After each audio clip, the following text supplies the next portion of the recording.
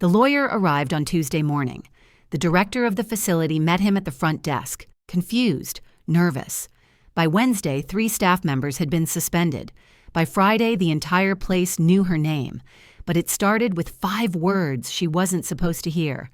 Room 14 never gets visitors anyway. Don't forget to subscribe to my channel and like the video for your support. Thank you for subscribing.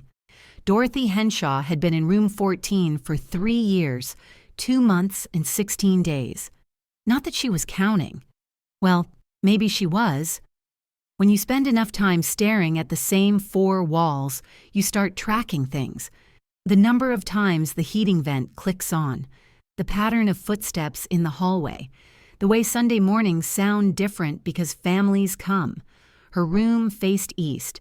That meant she got the sunrise, which sounded nice until you realized it also meant she got woken up at 5:47 every morning when the light hit her face just right. The curtains were thin, the kind that pretend to block light but really just make it softer. Institutional soft. Everything there was institutional something. Institutional beige walls, institutional floral bedspread, institutional kindness. Dorothy was 79 years old, though she looked older on bad days and younger when she remembered to put on lipstick. Her hair had gone white years ago, but she kept it neat, pulled back in a small bun that sat at the base of her neck. She wore the same rotation of cardigans, soft cotton things in muted colors that didn't show stains. Not that she spilled often, but accidents happened when your hands shook more than they used to. The facility was called Meadowbrook Senior Living, though there was no brook and the only meadow was a square of grass out front that nobody was allowed to walk on. It was a long, low building made of red brick with white trim that needed repainting. Inside, it smelled like a mix of cleaning solution, overcooked vegetables, and something else she could never quite name. Not unpleasant, just institutional. Room 14 was at the end of the east wing, which meant it was quiet. Too quiet sometimes. The rooms closer to the nurse's station got more attention, more check-ins, more noise. Dorothy's room got silence. She told herself she preferred it that way. Silence meant peace. Silence meant no one bothered her. But silence also meant no one remembered she was there. She had a roommate once, back in the first year, a woman named Edith who talked too much and snored like a freight train. Edith's family visited every Sunday without fail. They brought flowers, cookies, and stories about grandchildren. Dorothy would pretend to read while they laughed and hugged and made plans. Then one morning, Edith didn't wake up. They took her away on a Tuesday, and the bed stayed empty after that. Dorothy asked once if she could move to a room with a window that opened. The nurse, a young woman with a tight ponytail and a name tag that said Jessica, smiled that professional smile and said they'd look into it. That was 18 months ago. The days followed a rhythm. Breakfast arrived at 7:30 on a beige tray with beige oatmeal and beige toast. Lunch came at noon, dinner at 5:30. In between, there were activities. Bingo on Mondays, arts and crafts on Wednesdays. A woman with an acoustic guitar came on Thursdays and sang songs from the 40s that nobody requested. Dorothy went sometimes, mostly to get out of her room, but she sat in the back and never sang along. She had a son, Michael. He lived 2 hours away with his wife and their 2 teenage boys. He called every few months, always on a Sunday, always around the same time. The conversations were short, polite, transactional. "How are you, Mom?" "I'm fine, dear." "That's good. Kids are busy with school." "That's nice. I'll try to visit soon. That would be lovely." But he never did. She didn't blame him. Not really. People got busy. Life moved forward. She understood that. But understanding didn't make the silence easier. It was a Monday afternoon when everything changed. Dorothy was lying on her bed, not sleeping, just resting. Her back ached more lately, and the physical therapist had told her to lie flat for 20 minutes twice a day. She was staring at the ceiling, counting the small cracks in the plaster she'd memorized, when she heard voices in the hallway. 2 nurses were standing just outside her door. She recognized their voices. One was Jessica, the one with the ponytail. The other was Marcus, a younger man who always wore colorful scrubs and moved too fast. "Did you check on 14?" Marcus asked. "Not yet," Jessica replied. Her voice was casual, distracted. "Room 14 never gets visitors anyway. We can circle back after we finish the West Wing." There was a pause. Then Marcus laughed, not meanly, just matter-of-factly. "True. Okay, let's go." Their footsteps faded down the hallway. Dorothy didn't move. She stayed perfectly still, hands folded on her stomach, eyes fixed on the ceiling. The words echoed in her head. "Room 14 never gets visitors anyway. Not Dorothy, not Mrs. Henshaw, just room 14. She wasn't angry, not at first. Anger would come later. But in that moment, all she felt was clarity. The kind of sharp, cold clarity that cuts through years of excuses and justifications. She wasn't a person to them. She was a room number, a task to be delayed, a box to be checked when convenient. Dorothy sat up slowly, her back protesting. She swung her legs over the side of the bed and planted her feet on the cold linoleum floor. Her slippers were under the bed, but she didn't reach for them. She sat there, barefoot and still, and made a decision. The next morning, Dorothy woke before sunrise. She dressed carefully, choosing her navy cardigan and the slacks she saved for special occasions. She brushed her hair and pinned it back with more care than usual. She even put on lipstick, a soft pink shade she hadn't worn in months. When she looked in the small mirror above her dresser, she saw someone she almost didn't recognize, someone with purpose. Breakfast came at 7:30 as always. She ate slowly, methodically, chewing each bite with intention. The oatmeal was bland, the toast dry, but she finished everything. When the aide came to collect her tray, Dorothy smiled and said thank you. The aide, a young woman whose name she could never remember, looked surprised. Dorothy rarely smiled. At 8:15, Dorothy walked to the front desk.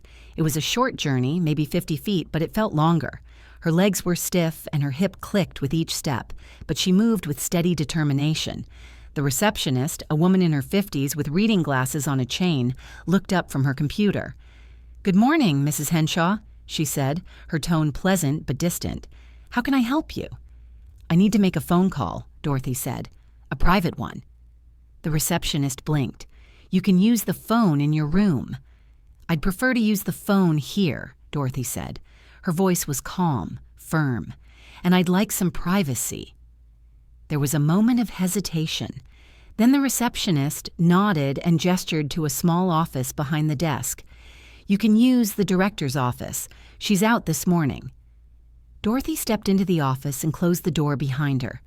The room was small, cluttered with paperwork and motivational posters that said things like, "Teamwork makes the dream work." There was a desk with a computer, a filing cabinet, and a landline phone.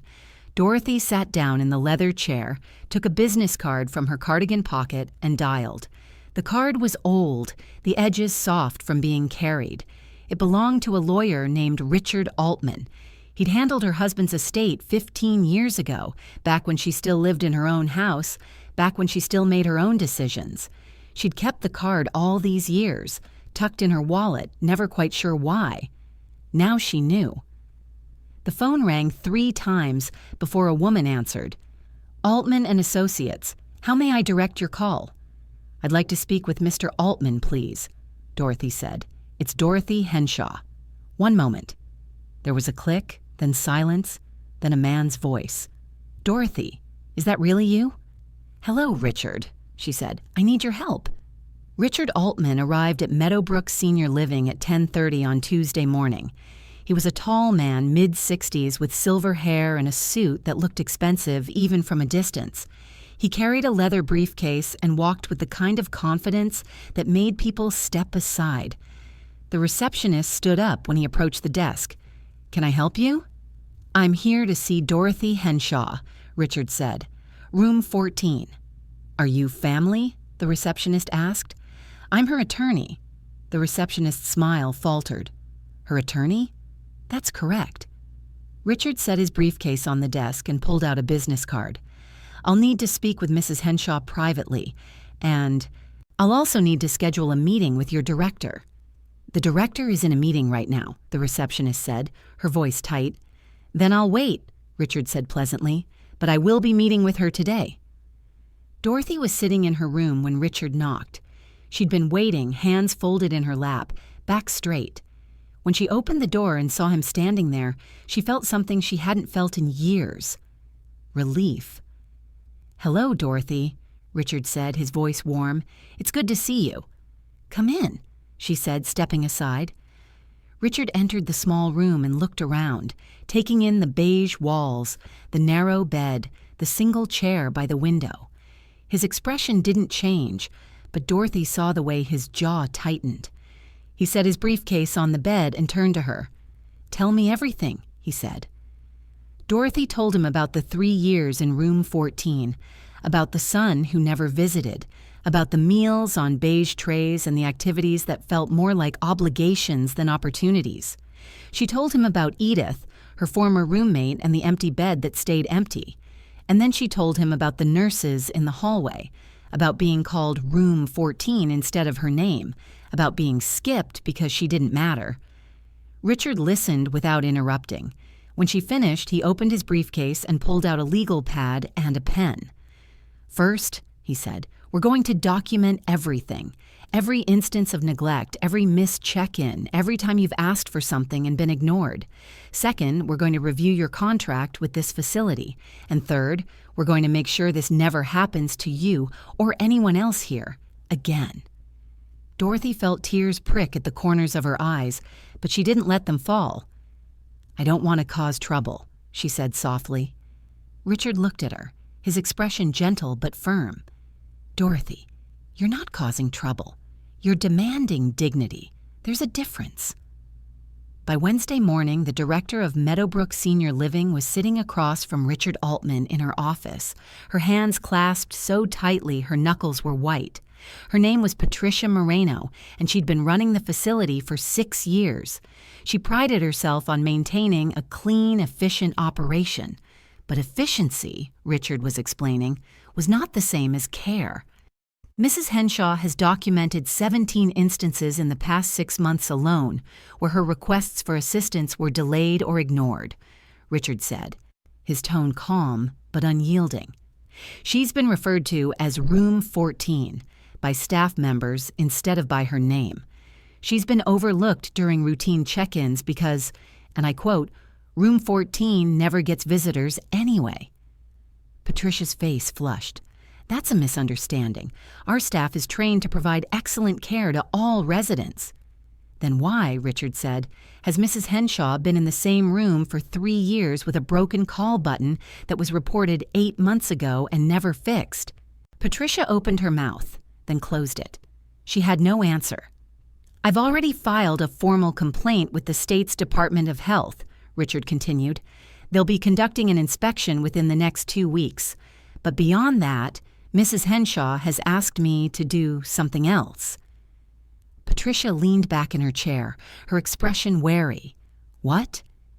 "She wants to establish an oversight committee, residents, family members, and an independent advocate who will conduct monthly reviews of care standards. She wants transparency. She wants accountability. And she wants every resident in this facility to be treated like a person, not a room number." Patricia stared at him. "That's highly unusual." "So is neglect," Richard said. By Friday, the entire facility was buzzing. Word had spread quickly. The lawyer, the complaints, the suspensions. 3 staff members had been placed on administrative leave pending investigation, Jessica and Marcus among them. Residents whispered in the hallways. Families started calling, demanding answers. Dorothy stayed in her room for most of it. She didn't want attention. She didn't want to be a hero. She just wanted to be seen. But when she walked to the dining room for lunch on Friday afternoon, something was different. People looked at her. They nodded. Some even smiled. An older man named George, who usually sat alone in the corner, waved her over to his table. "Mrs. Henshaw," he said, his voice raspy but warm, "would you like to join me?" Dorothy hesitated, then nodded. She sat down across from him, her tray in front of her. "I heard what you did," George said, cutting into his meatloaf. "About damn time someone said something." Dorothy looked at him, surprised. "I just made a phone call." "You did more than that," George said.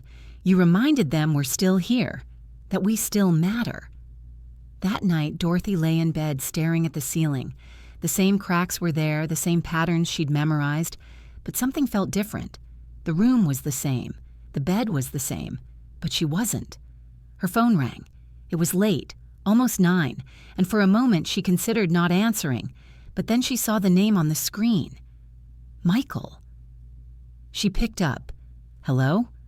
Mom?" Michael's voice was tight, strained. "I just heard. About the lawyer. About everything. Why didn't you call me?" Dorothy was quiet for a moment. Then she said, "Would you have come?" The silence on the other end was answer enough. "I'm sorry," Michael said finally, and his voice cracked. "I'm so sorry, Mom. I should have been there. I should have visited. I should have—" "You should have," Dorothy said, her voice steady. "But you didn't. And I'm done waiting for you to remember I exist." "Mom." "I'm not angry," Dorothy interrupted. "I'm just finished. If you want to be part of my life, you're welcome, but I'm not going to beg for it anymore." She hung up before he could respond. Her hands were shaking, but not from fear, from relief, from the release of years of hoping and waiting and excusing. The state inspection happened 2 weeks later. Inspectors spent 3 days at Meadowbrook, reviewing records, interviewing staff, talking to residents. Dorothy met with them twice, answering questions calmly and clearly. She didn't exaggerate, she didn't embellish, she just told the truth. The results came back in early December. The facility received 14 citations, most of them related to inadequate staffing and insufficient care protocols. Patricia Moreno was placed on probation. New policies were implemented, and Dorothy's oversight committee was approved. The first meeting happened in the facility's common room on a cold Tuesday morning. 12 people attended, 6 residents, 4 family members, and 2 independent advocates. Dorothy sat at the head of the table, a notebook in front of her, reading glasses perched on her nose. "Thank you all for coming," she said, her voice steady. "We're here to make sure that what happened to me doesn't happen to anyone else. We're here to be seen, to be heard, to be remembered." One by one, people shared their stories. A daughter talked about her mother's medication being delayed. A resident named Clara described being left in a wet bed for 2 hours. An advocate presented data on understaffing during night shifts. Dorothy listened to all of it. She took notes. She asked questions.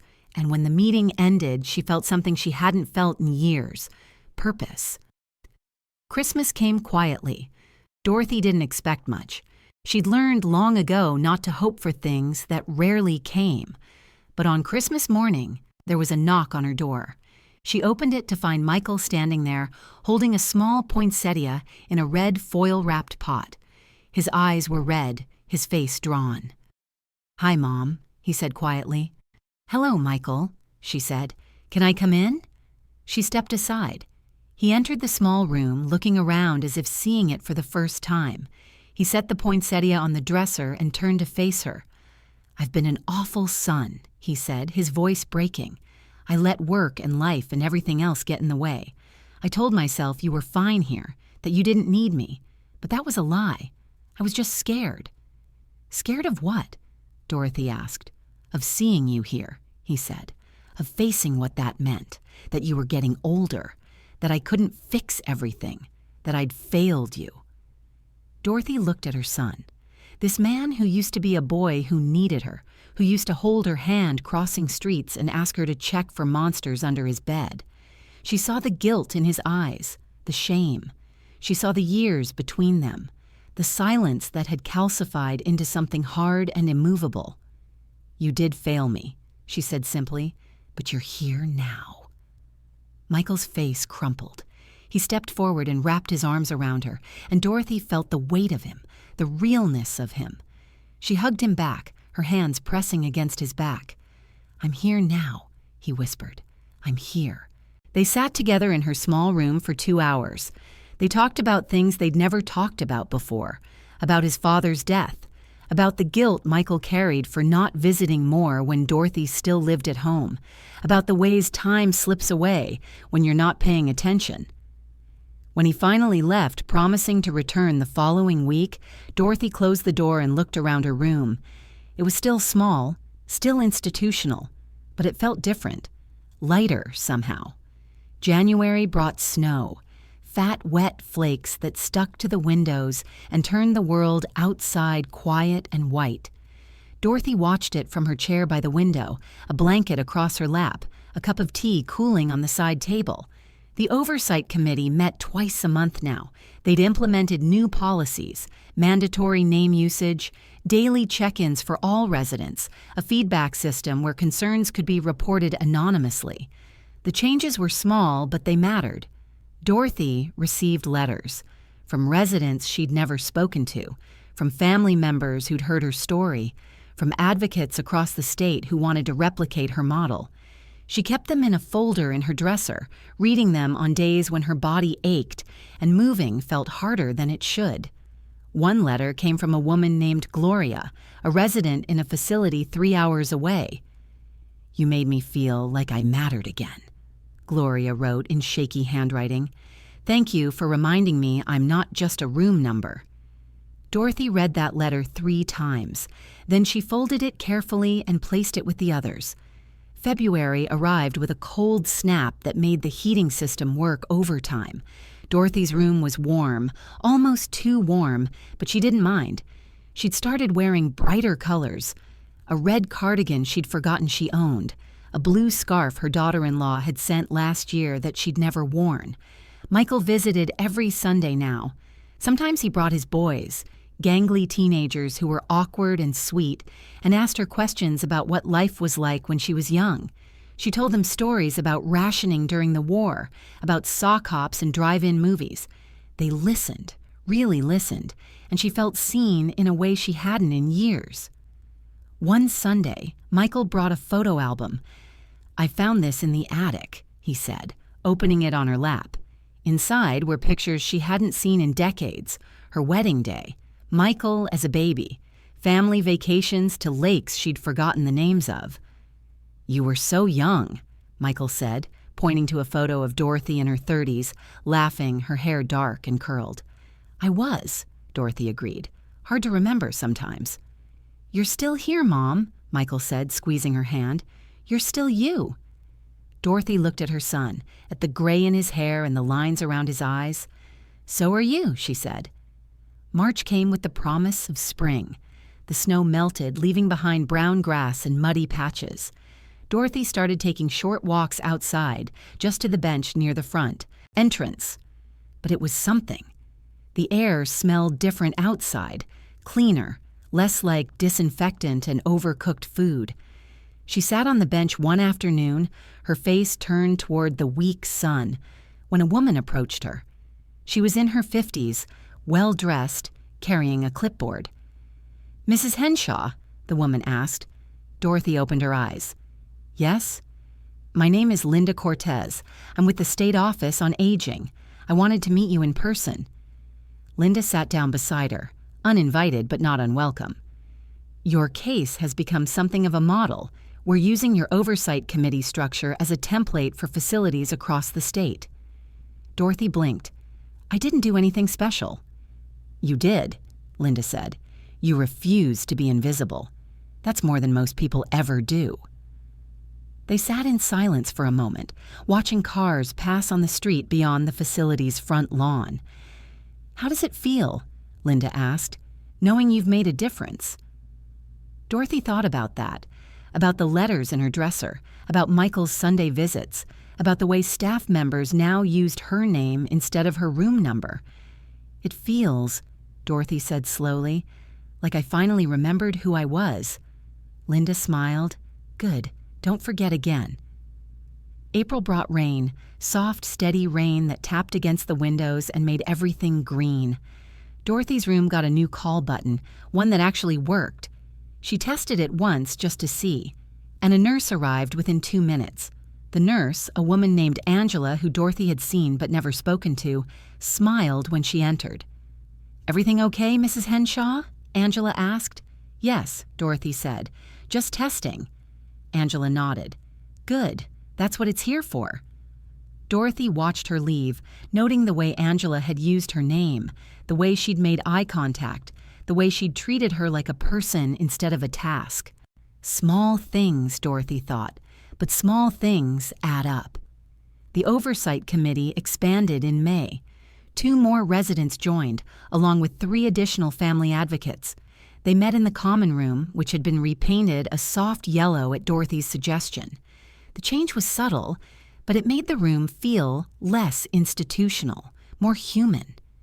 During one meeting, Clara, the woman who'd spoken about being left in a wet bed, stood up and shared an update. "I haven't had a single issue in 3 months," she said, her voice trembling with emotion. "The night staff checks on me every 2 hours now. They ask if I need anything. They use my name." The room was silent. Then someone started clapping. Then another person. Then everyone. Clara sat down, wiping her eyes, and Dorothy reached over and squeezed her hand. "You were heard," Dorothy said quietly. "That matters." Summer arrived with heat that made the facility's air conditioning work overtime. Dorothy's room stayed cool, but she still felt the weight of the season. Her body ached more lately, her joints stiff and uncooperative.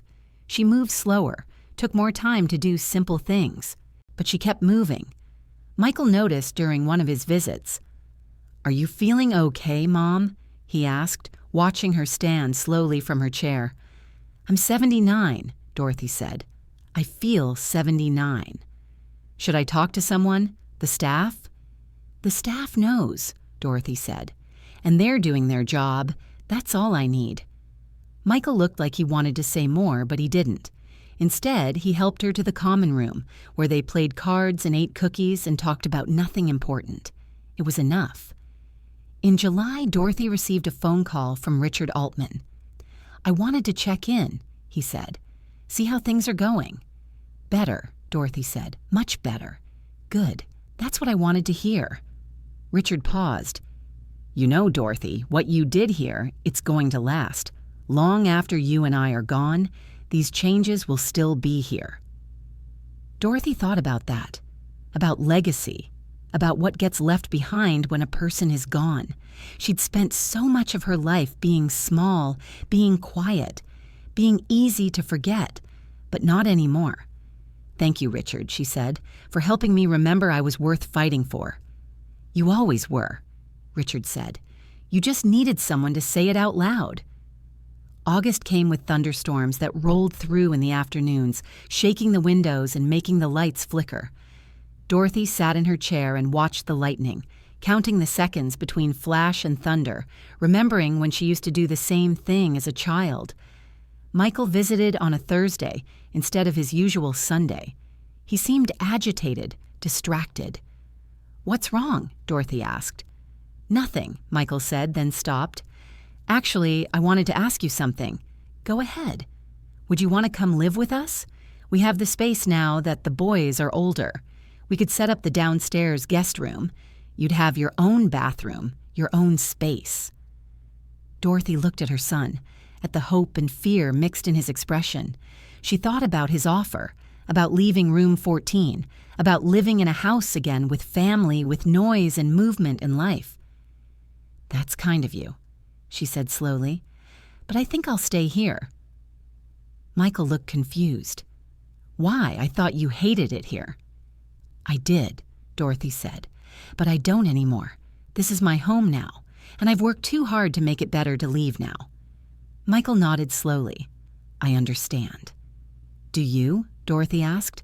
"I think so," Michael said. "You're not finished here." "No," Dorothy agreed. "I'm not." September brought cooler air and leaves that started to turn. Dorothy's Oversight Committee celebrated its first anniversary. They had cake in the common room, store-bought but decorated with care.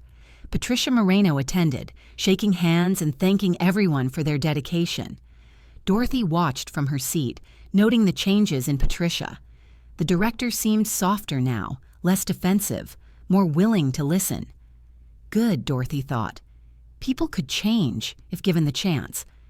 That night, lying in bed, Dorothy thought about the past year, about the lawyer and the inspections and the meetings, about Michael's visits and the letters in her dresser and the way staff members now greeted her by name in the hallways.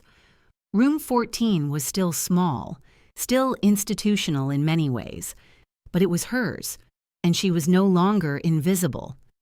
October brought Halloween decorations. The activities director, a cheerful woman named Bonnie, asked Dorothy if she'd help judge the costume contest. Dorothy agreed, and on Halloween afternoon, she sat at a table in the common room while residents paraded past in various costumes.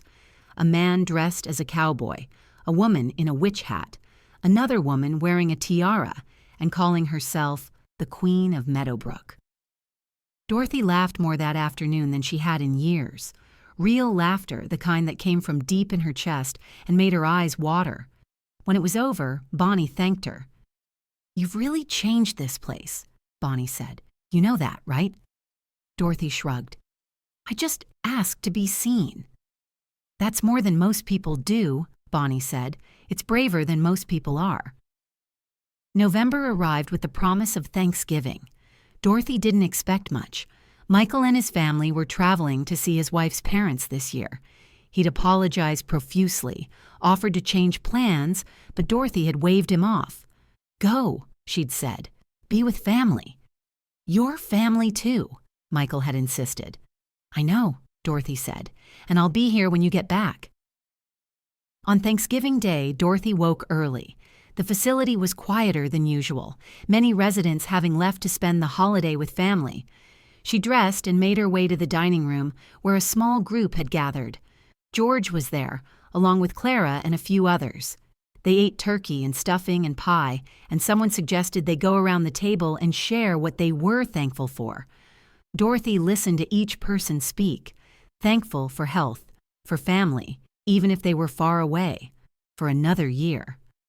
When it was Dorothy's turn, she paused. Then she said, "I'm thankful for my voice, for remembering I had one." The table was quiet. Then George raised his glass of cranberry juice. "To Dorothy," he said, "who reminded us all that we matter." "To Dorothy," the others echoed. Dorothy felt tears prick at her eyes, but this time she let them fall. Happy tears, grateful tears. December brought snow again, and with it the anniversary of that Monday afternoon when she'd heard those 5 words, "Room 14 never gets visitors anyway." Dorothy thought about how much had changed in a year, about the committee and the policies and the way people looked at her now. But more than that, she thought about how much she had changed, about the woman who used to lie in bed counting ceiling cracks, accepting invisibility as inevitable. That woman was gone. In her place was someone who knew her worth, who demanded dignity, who refused to be forgotten. On Christmas Eve, Michael arrived with his family. They crowded into her small room, filling it with laughter and warmth. The boys showed her their phones, scrolling through pictures of their year. Michael's wife hugged her and apologized for being absent for so long.